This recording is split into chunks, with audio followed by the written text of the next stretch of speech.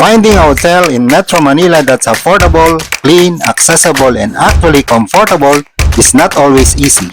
So today, we're checking in at Go Hotels Plus Mandaluyong, located right beside EDSA, one of the busiest highways in the Philippines. To be honest, based on the price, I thought this would just be another simple budget hotel. But after seeing the lobby for the first time, my first impression completely changed. The place immediately felt more modern, more organized, and honestly more premium than what I expected for the price. So in this video, I'll show you everything you need to know about staying here.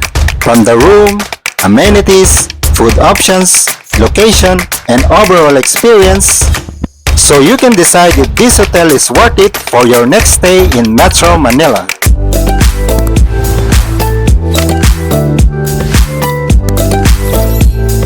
We arrive as a group. The entrance already feels organized and efficient. Check-in here is straightforward, but take note, the hotel requires at least one valid ID from the occupants of each room.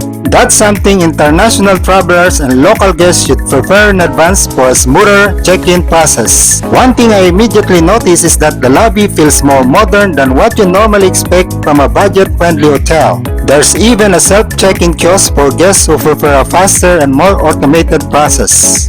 For travelers unfamiliar with the Philippines, this is actually a very convenient feature because it reduces waiting time during busy hours. And if you arrive early or just need a quick caffeine boost before heading out, there's a coffee machine in the lobby where you can choose different flavors for around 58 to 68 pesos. Affordable and surprisingly convenient. Heading up to the rooms, another thing worth mentioning is that the corridors are wider than what you usually get at this price range. It may sound like a small detail, but the spacious hallways actually make the hotel feel less cramped and more relaxing. And now, the moment every traveler waits for. The twin room setup is simple but clean, modern, and functional. No unnecessary decorations, just practical comfort. There's also a safety vault for valuables, and an open-style closet with hangers where you can keep clothes neat and wrinkle-free. It doesn't have cabinet doors, but honestly, the room itself is clean enough that dust was never an issue during our stay. One thing to note is that the television is not a smart TV, so if streaming apps are important for your stay, that's something to keep in mind. The room also includes a kettle, mugs, and a water feature.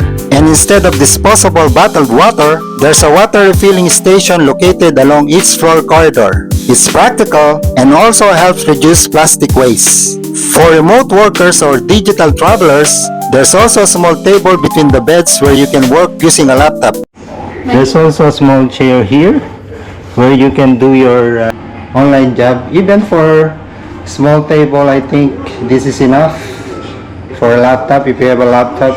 And depending on your room location, you either get a view of the Pasig River area or the iconic EDSA highway skyline of Metro Manila. The bathroom is another strong point of this hotel. Clean, complete toiletries, and even hair dryer included. Simple, but everything essential is already here. The air conditioning system here is centralized. Temperature adjustments are controlled digitally, making the room consistently cool. Especially helpful after exploring Metro Manila's humid weather. Back at the lobby, there are snacks, chips, and chilled drinks available at reasonable prices. There's also a small food counter serving freshly cooked meals. It's not exactly a full restaurant, but for quick meals, it gets the job done. And if you want more choices, food stands and nearby establishments are also easily accessible outside the hotel.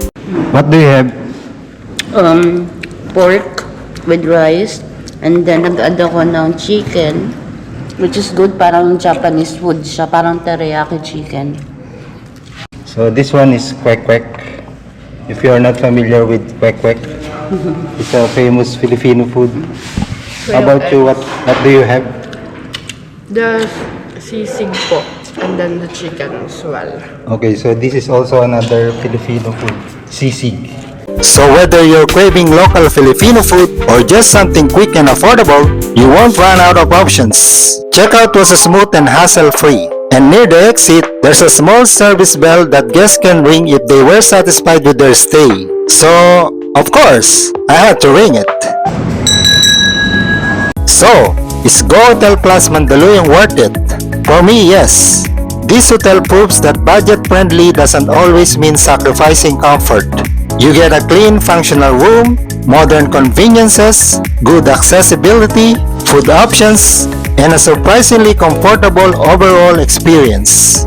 For travelers visiting Metro Manila, whether local or international, this is one of those hotels that gives you more value than what you pay for. And honestly, that's probably the best compliment a hotel can receive. If you found this review helpful, don't forget to like, subscribe, and share this video. Thanks for watching, and see you in the next travel vlog. You're so mean, yeah, you're so mean, but you're still the cutest.